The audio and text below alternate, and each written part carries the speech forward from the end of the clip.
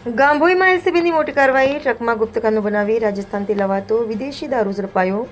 ₹18.47 લાખનો મુદ્દામાલ જપ્ત કરવામાં આવ્યો.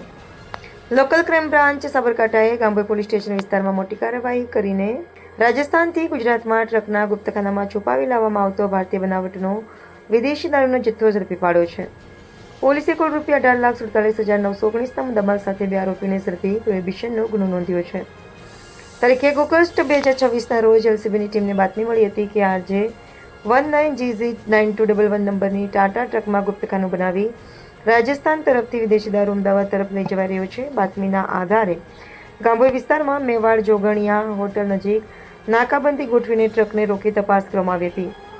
તપાસ દરમિયાન ટ્રકની બોડીના નીચેના ભાગમાં બનાવેલા ગુપ્તખાનામાંથી 2784 બોટલ ભારતીય બનાવટના વિદેશી દારૂ મળી આવ્યો હતો, જેની કિંમત ₹8,42,919 થાય છે. ઉપરાંત ટ્રક 10 લાખ અને એક મોબાઈલ ફોન સહિત કુલ ₹18,47,919નો મુદ્દામાલ કબજે કરવામાં આવ્યો હતો.